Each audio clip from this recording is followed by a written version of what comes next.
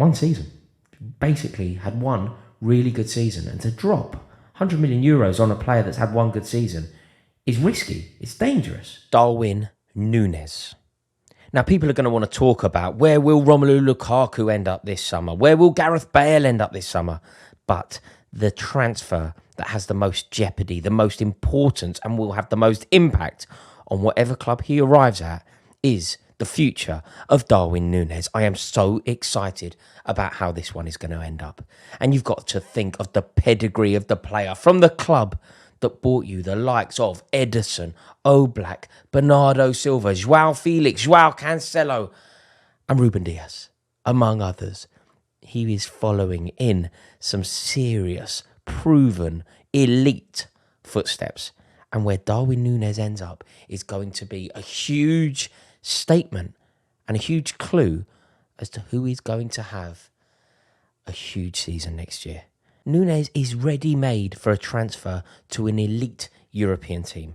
He has those rough edges that can be smoothed and polished into a perfect footballer. He has the personality, he has the pedigree, he has the ability, and he has a proven track record. So, the 22-year-old Uruguayan, where is he going to end up? Manchester United at one point were heavily linked with him. Chelsea at one point were heavily linked with him. And what I found very interesting about the Chelsea link is I was seeing it as a direct replacement for Romelu Lukaku. But as you think about Nunez, when you think about the way he likes to play, when you think about his natural aptitude and intention to drift out wide, it makes you wonder, could he be a complementary kind of player to an already existing centre-forward?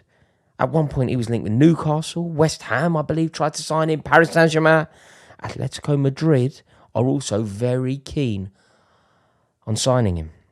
But front and centre of all of it now, Liverpool Football Club. Liverpool have put themselves at the epicentre of where Nunez is going to end up. And what a statement it would be from them. If they are to sign Nunez off the back of Man City going out and signing Haaland, that is what they need to do. Often when you sign a footballer, not only are you signing the player, you are making your feelings known about the forthcoming season. Your intention becomes very clear with your strategy in the transfer market. And if Liverpool are to go out and sign Nunez, stump up Benfica's asking price of about 100 million euros. It's heavy, isn't it? That's 85 million pounds.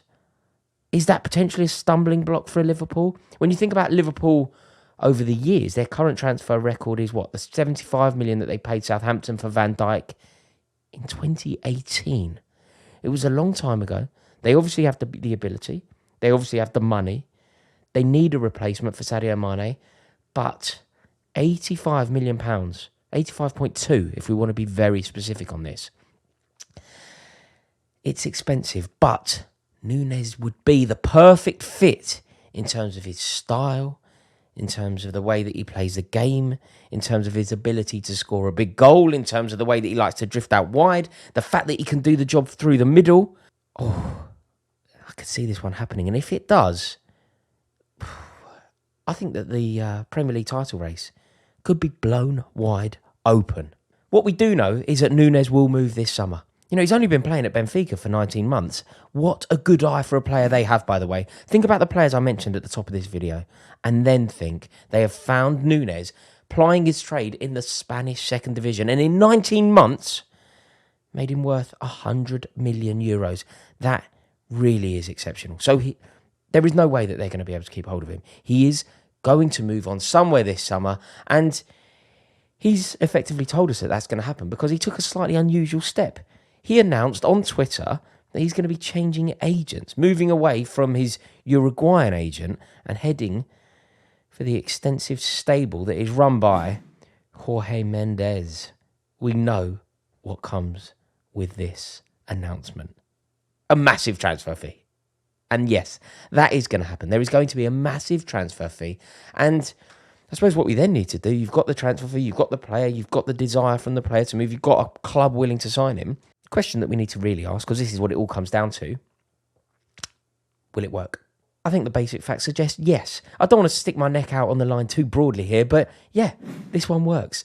Nunez will flourish in the Premier League. I truly believe that. I think he has all of the right attributes, and the fact that he scored 34 goals in all competitions for Benfica last season and finished 6 goals clear at the top of the goal scoring charts in Portugal makes me believe that he has everything that he needs to thrive in this league. We must also remember that he was doing all this. All of these impressive stats come whilst playing in a below par Benfica side. Class act.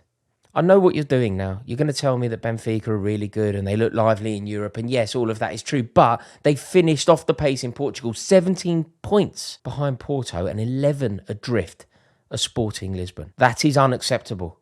That is completely unacceptable. You cannot finish double digits below your nearest and dearest rivals. So he was plying his trade for a club that were fairly uninspiring last season. And yet, wallop, top of the goal scoring charts.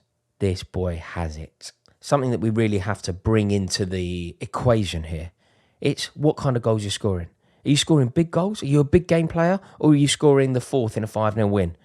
Nunez is a big game player. Big goals. His header sent Benfica through to the Champions League quarter-finals at the expense of Ajax. And he scored goals against Barcelona, Bayern Munich, and, would you believe it, Liverpool. And he's hit these numbers despite not really being a centre-forward. I think when we see him, because of the way that he plays the game and because of his size, stature and presence, we see him as being a centre-forward because that's naturally what we think he is. But he's more than that. He's not really a centre-forward. He looks like one, but he isn't. He's a big lad, right? 6'2" and broad-chested and rapid, double rapid. And his size makes the pace all the more terrifying for defenders because he has that power. He's not sort of sprightly. He's more like Jonah Lomu running down the wing than Ryan Giggs, say. Pace, power, terrifying, devastating. And if you combine that with the long hair and who he actually reminds me of, particularly when you think of the Uruguayan link, there's a touch of the Edinson Cavani's about him. Faster than Cavani, probably more skillful than Cavani. But there is an element of Cavani to him. Obviously, Cavani's sensational forward. You know, if he ends up scoring anywhere near the amount of goals that Cavani scored, he will be very happy with his career.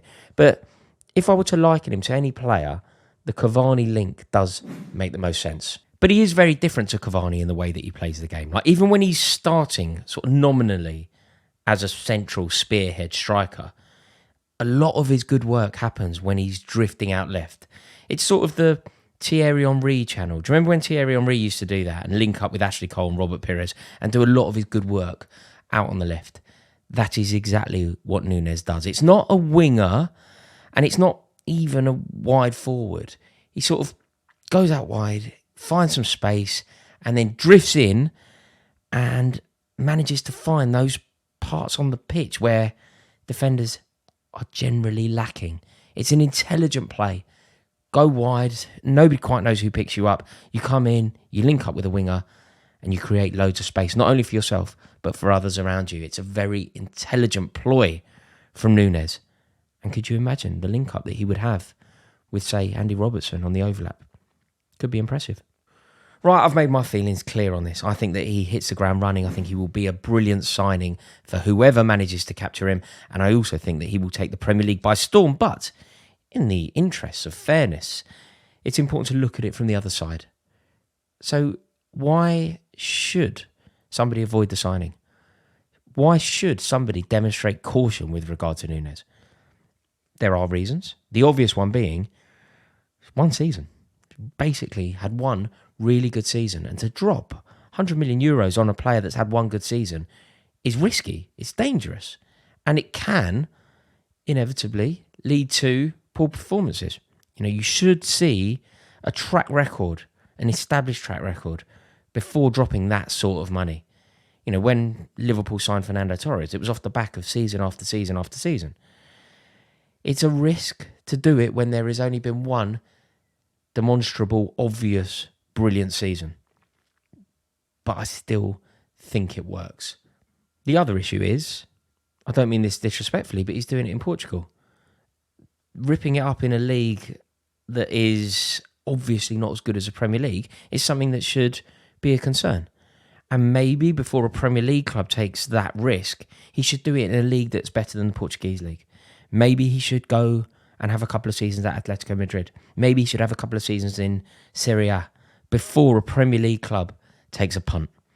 I'm trying to play devil's advocate here because I don't agree with the word I'm saying. But if you are spending that sort of money, maybe there should be more clear, obvious data that this player is going to take the Premier League by storm. Ripping up the Portuguese league for 1 year, it's a risk. And obviously, of course, it's difficult to predict how Nunez might perform in the Premier League, but I've seen enough. And a crucial factor for me is big goals in big games against big teams. You're scoring against Liverpool and Barcelona. It's not a fluke. They give you nothing free. And the fact that he is doing that and has proven that he can do that is enough for me. So I believe that Klopp will go out and try and replace the brilliance of Sadio Mane with Darwin Nunez. It will give him a completely different way of playing. It will give him a completely different tool in his armoury. And can you imagine having someone like Nunez to deploy either as a winger to directly replace Mane, to deploy more centrally to, well, of late, directly replace Mane, and the link-up play with Diaz, with Salah, could be devastating. What a title race we are going to have next year.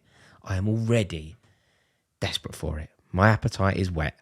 I hope it comes around really, really quickly. I trust that you're all having a wonderful close season. I really hope you are.